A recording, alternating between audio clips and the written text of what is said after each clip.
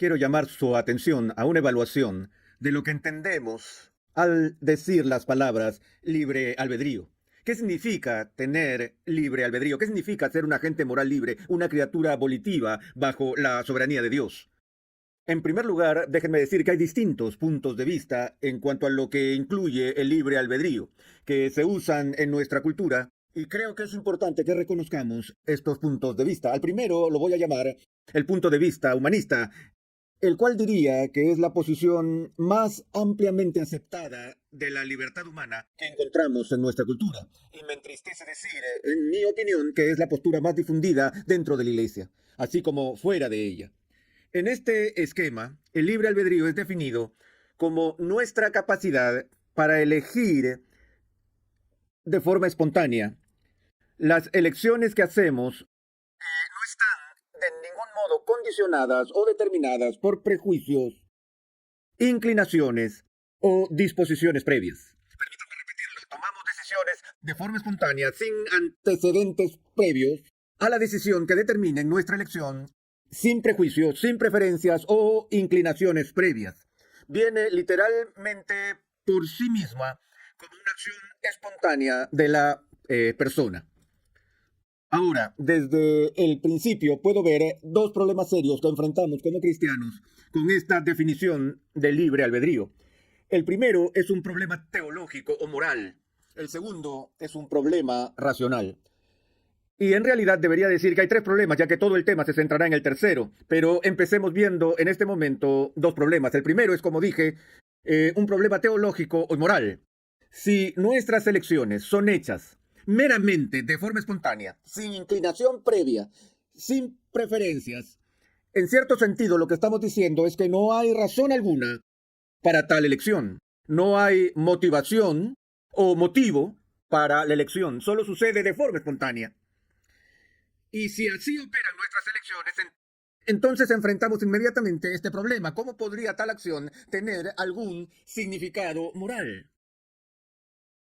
Porque una de las cosas, por ejemplo, que la Biblia se preocupa en cuanto a las elecciones que hacemos, no es solo lo que elegimos, sino cuál fue nuestra intención al hacer esa elección. Recordamos, por ejemplo, la historia de José cuando fue vendido como esclavo por sus hermanos. Cuando él se reúne con ellos años más tarde y ellos se arrepienten de ese pecado. ¿Qué le dice José a sus hermanos cuando los acepta y los perdona? Él dice, vosotros pensasteis hacerme mal, pero Dios lo tornó en bien. Así que Dios hizo una elección al respecto. Dios había elegido, al menos al permitir que esto pasara y que le sucediera a José. Sus hermanos tomaron una decisión en cuanto a qué hacer con José. Su inclinación al hacerla fue perversa.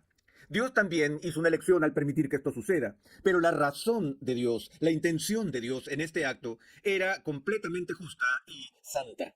Entonces Dios, al considerar una buena obra, por ejemplo, no solo examina la acción externa en sí, el hecho, sino que también considera el qué, las motivaciones internas, la intención detrás del hecho.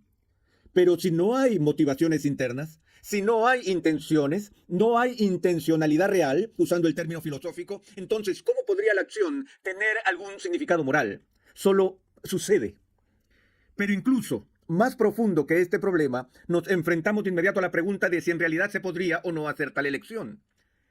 No simplemente si sería moral si se hiciera, sino que podría incluso una criatura sin ninguna disposición previa, inclinación, preferencia o razón hacer una elección. Veamos esto con un par de ejemplos.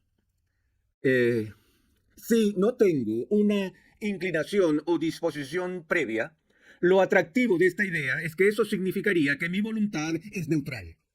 No está inclinada ni a la izquierda ni a la derecha, no está inclinada hacia la rectitud ni hacia el mal, sino que es simplemente neutral. No hay inclinación o preferencia previa. Pienso en la historia de Alicia en el País de las Maravillas, cuando en sus viajes llega a una bifurcación de caminos y ella no puede decidir si escoger hacia la izquierda o a la derecha. Y levanta la vista y está el gato Rizón en el árbol sonriéndole y le pregunta al gato, eh, ¿qué, ¿qué camino debería yo tomar? Y el gato Rizón responde diciendo, eso depende. ¿A dónde vas? Y ella responde, no lo sé. Entonces, ¿qué le dice? entonces supongo que no importa. Si no tienes intención, no tienes plan, no deseo de llegar a algún sitio, ¿qué más da si vas a la izquierda o a la derecha? Bueno, en este caso lo vemos y pensamos, ahora Alicia tiene dos opciones. Ella puede ir a la izquierda o puede ir a la derecha, pero en realidad ella tiene cuatro opciones. Ella puede ir a la izquierda, puede ir a la derecha, ella puede regresar por donde vino o ella puede quedarse. O puede quedarse parada y no hacer nada, lo cual es también una opción. Quedarse allí hasta que perezca de inactividad. Así que tiene cuatro opciones. Y la pregunta que nos haremos es, ¿por qué tomaría alguna de esas cuatro opciones? Si no tuviese razón alguna o inclinación detrás de la elección, si su voluntad fuera completamente neutral, ¿qué le sucedería a ella en realidad? Si no hay razón para preferir a la izquierda o a la derecha, permanecer allí hasta el punto de regresar, ¿qué opción ella elegiría? Ella no haría una elección, ella estaría paralizada. Entonces, el problema que tenemos con la noción humanista de libertad es que se trata del mismo problema del conejo fuera del sombrero, que se queda sin sombrero y sin mago. Es algo que sale de la nada, un efecto sin una causa. Una elección espontánea, en otras palabras, es una imposibilidad racional. Tendría que ser un efecto sin una causa. Solo de paso, añadiría que desde una perspectiva bíblica, desde una perspectiva cristiana, el ser humano en su caída no se ve como estando en un estado de neutralidad con respecto a las cosas de Dios. Él tiene un prejuicio, él tiene un sesgo, él tiene una inclinación, y su inclinación es hacia la maldad y lejos de las cosas de Dios. Pero permítanme decirlo de paso, al observar varios puntos de vista cristianos sobre la libertad de la voluntad.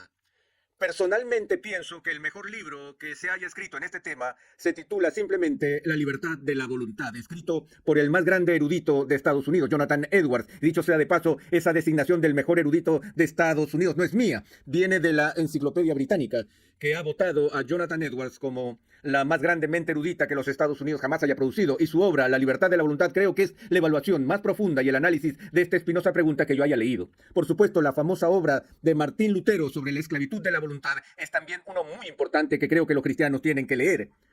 Pero veamos por un momento la definición de Edwards acerca de la libertad de la voluntad. Edwards dice que la libertad o el libre albedrío es la elección de la mente.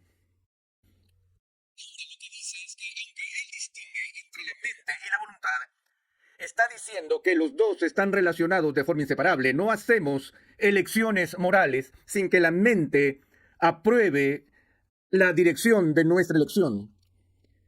Esa es una de las dimensiones que está muy relacionada con el concepto bíblico de conciencia.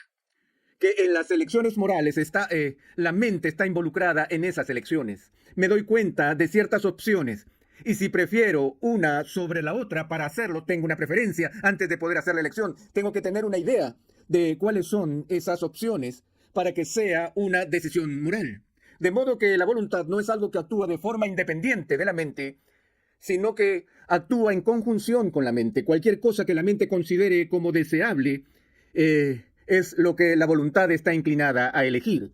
Ahora, además de las definiciones, Edwards nos da una especie de regla de oro a la que llamo ley del libre albedrío de Edwards. Y creo que esta es quizás su contribución más importante a la discusión en cuanto a la libertad humana.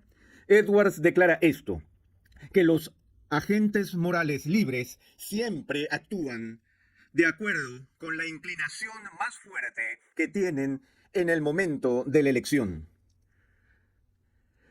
Para decirlo de otra manera, siempre elegimos según nuestras inclinaciones. Y siempre elegimos según nuestra inclinación más fuerte en un momento dado. Déjenme decirlo de forma simple. Cada vez que pecas, lo que esa acción indica es que al momento de pecar, tu deseo de cometer el pecado es mayor en ese momento que tu deseo de obedecer a Cristo. Si tu deseo de obedecer a Cristo fuera mayor que tu deseo de cometer el pecado, ¿qué harías? No pecarías. Pero al momento de la elección siempre seguimos nuestra inclinación más fuerte, nuestra disposición más fuerte o nuestros deseos más fuertes. Ahora, nos parece, sin embargo, en este tema de la elección, que hay muchas veces que elegimos cosas sin alguna razón aparente en lo absoluto. Por ejemplo, si tuvieras que preguntarte, ¿por qué estás sentado en la silla en la que estás sentado en este momento? Podrías analizar tus propios procesos de pensamiento interno y las respuestas a las opciones que tenías delante cuando entraste a esta sala y decir con claridad, la razón por la que estoy sentado aquí es porque siempre me gusta sentarme en la última silla, o porque quería sentarme junto a Carmen, o quería estar en la primera fila para salir en la cámara, o era la única silla que quedaba libre y no quería quedar de pie y prefiero sentarme que estar de pie, y entonces mi deseo por sentarme era mayor que mi deseo por estar de pie. Lo que les estoy diciendo es que hay una razón por la que están sentados donde están sentados.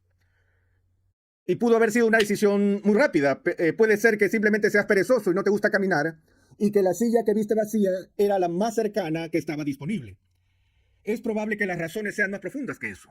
Hay algunos que si caminas con ellas al parque, donde hay una banca desocupada con espacio para 3 personas, entonces esas personas, si los llevas a una banca del parque, o los llevas a un parque y hay una banca vacía y se sientan en la banca, 100 de cada 100 se sentarán en el extremo de la banca en vez de sentarse en el medio. De hecho, generalmente se sentarán en el extremo izquierdo o en el derecho, donde otras personas siempre elegirán el medio. ¿Por qué? A algunos les gustan las multitudes, les gusta estar en medio de la acción, ellos tienen una personalidad gregaria, a otras personas les gusta estar seguros donde puedan tener una salida segura, se quedarán en el extremo de la banca. Y permítanme decir, no siempre estamos sentados allí analizando con sumo cuidado el por qué hacemos las elecciones que hacemos, pero hay una razón para cada elección y siempre actuamos de acuerdo con la inclinación más fuerte de ese momento. Ahora, hay 2 cosas que podemos plantear de inmediato para objetar la ley de elección de Edwards. La primera es, bueno, puedo decirte que muchas veces he hecho cosas que en realidad no quería hacer y he experimentado coerción. Bueno, la coerción involucra fuerzas externas que entran en nuestras vidas y buscan obligarnos a hacer las cosas que en igualdad de condiciones no elegiríamos hacer. Pero en la mayoría de los casos, el poder de la coerción puede generalmente quedar reducido a 2 opciones. Puede reducir drásticamente nuestras opciones. El pistolero se acerca a mí en la calle, me pone una pistola en la cabeza y dice, tu dinero o tu vida. Él acaba de reducir mis opciones a 2, ¿cierto? Por fuerza externa y coerción. Ahora, al ser todas iguales, no estaba buscando a alguien a quien darle mi billetera esa noche, así que no tenía ningún deseo de darle mi dinero a ese hombre, pero cuando el arma está en mi cabeza y mis opciones son mi sangre en la acera o mi billetera en el bolsillo, de repente tengo un deseo fuerte de vivir y perder mi dinero, en vez de morir y también perder mi dinero. Entonces, en ese momento, mi nivel de deseo de vivir podría ser más fuerte que mi nivel de deseo de resistir a ese hombre, por eso le doy mi billetera. Ahora, podría haber personas en esa misma situación que dirían, prefiero morir antes que ceder a la coerción, aunque sé que si me niego a darle la billetera, me matará de todos modos y se llevará mi dinero. Aún así, de ninguna manera voy a ayudarlo. Entonces dicen, dispárenme, pero aún ahí su deseo de resistir es mayor que su deseo de no resistir, y entonces se resisten. ¿Está claro? Por lo que incluso cuando nuestras opciones se reducen severamente y las fuerzas externas cambian nuestros niveles de deseo, porque este es el otro punto del que tenemos que estar conscientes, es que los deseos humanos fluctúan. Y son muchos. En situaciones donde hacemos elecciones, es raro que solo elijamos entre 2 opciones. O incluso solo entre una buena opción y una mala. Una de las elecciones morales más difíciles para un cristiano es entre cosas buenas. Tenemos 2 oportunidades, pero no estoy seguro con cuál es la que puedo servir mejor a Cristo. Y eso resulta muy difícil. Sabemos que nuestros niveles de deseo cambian y fluctúan, pero la segunda objeción que puedo escuchar en la declaración del apóstol Pablo cuando dice, lo bueno que quiero no lo hago, y lo que no quiero es lo que hago.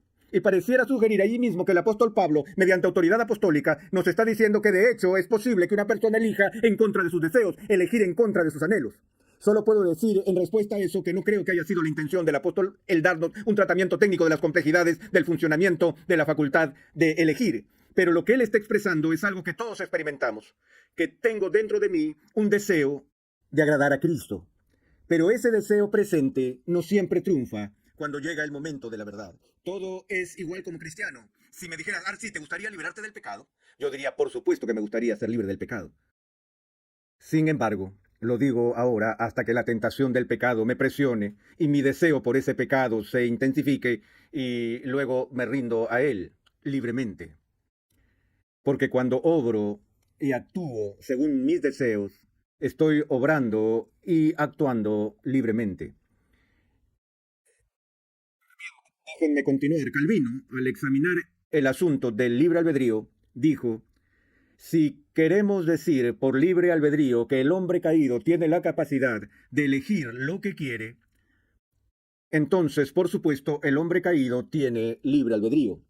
Si queremos decir con este término que el hombre en su estado caído tiene el poder moral y la capacidad de elegir la rectitud, entonces Calvino dijo, el libre albedrío es un término demasiado grandioso como para aplicarlo al hombre caído.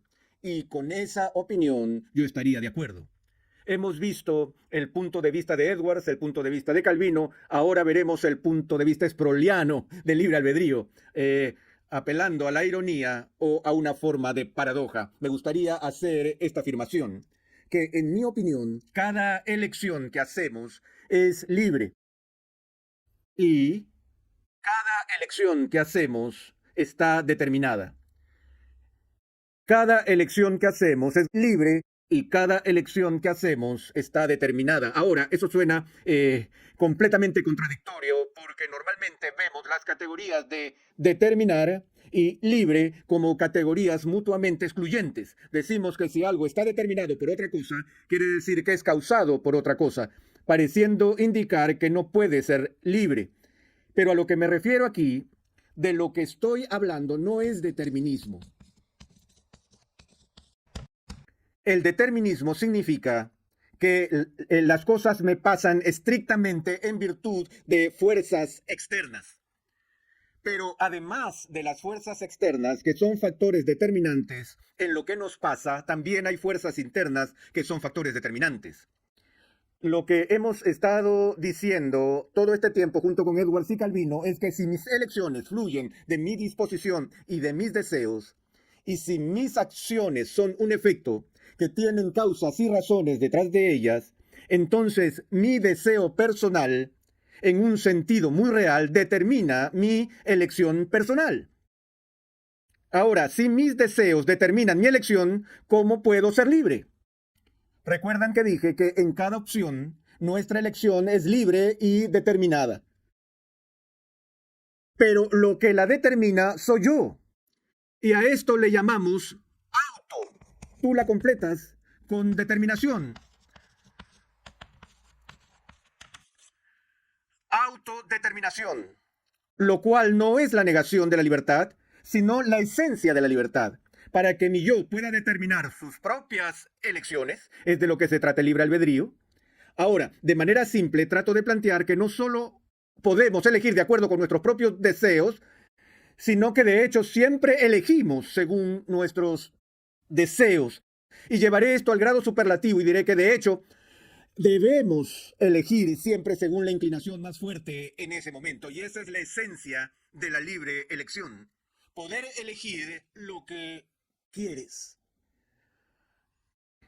Ahora, el problema con el pecador, obviamente, no es que el pecador en su caída haya perdido la facultad de elección.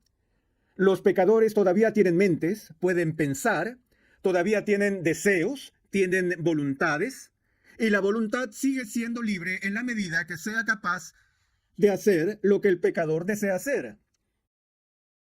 ¿Dónde radica el problema? El problema está en la raíz de los deseos del corazón del ser humano caído, porque tiene una inclinación al mal, un deseo por el pecado. Él peca. Los pecadores pecan porque ellos quieren pecar. Por lo tanto, pecan libremente. Los pecadores rechazan a Cristo porque ellos quieren rechazar a Cristo. Por lo tanto, lo rechazan libremente. Y antes de que una persona pueda responder positivamente a las cosas de Dios y elegir a Cristo y elegir la vida, debe tener un deseo por hacer eso. Ahora la pregunta es, ¿conserva el hombre caído algún deseo en su corazón por Dios y por las cosas de Dios? Rápidamente presentaré nuestro siguiente tema, es la visión bíblica del carácter radical de la caída del hombre con respecto a su deseo por las cosas de Dios. Pero antes de llegar a este tema, vamos a concluir hablando de otra distinción que Jonathan Edwards ha hecho famosa. Él hace una distinción entre habilidad moral y habilidad natural. La habilidad natural tiene que ver con habilidades que tenemos por naturaleza. Como ser humano tengo la habilidad natural de pensar, la habilidad de hablar. Puedo caminar erguido. No tengo la capacidad natural de volar por el aire sin ayuda de máquinas. Los peces tienen la capacidad de vivir bajo el agua por largos periodos de tiempo sin tanques de oxígeno ni equipos de buceo, porque Dios les ha dado aletas y branquias, les ha dado el equipo natural necesario para que puedan vivir en ese entorno. Por lo tanto, tienen una habilidad natural que yo no tengo. Dios ha dado a las aves habilidades naturales que yo no tengo. ¿Correcto? Pero estamos hablando de habilidad moral. Estamos hablando de la capacidad de ser rectos, así como de ser pecadores. El ser humano fue creado con la habilidad de ser recto o ser pecador. Pero el hombre ha caído. Y lo que Edwards está diciendo es que en su estado caído ya no tiene la capacidad en sí mismo de ser moralmente perfecto. Porque ha nacido en pecado original. Tiene una naturaleza caída, una naturaleza pecaminosa, lo que hace que sea totalmente imposible para él alcanzar la perfección en este mundo.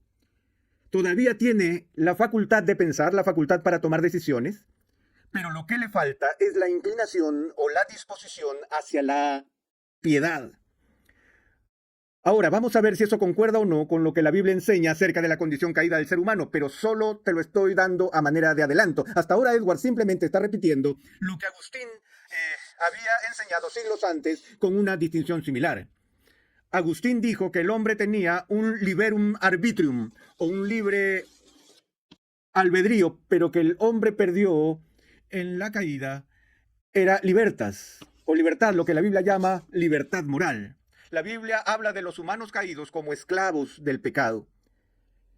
Y aquellos que están en esclavitud han perdido alguna dimensión de la libertad moral. Todavía toma decisiones, todavía tiene albedrío, pero esa voluntad ahora se inclina hacia el mal y no se inclina hacia la rectitud.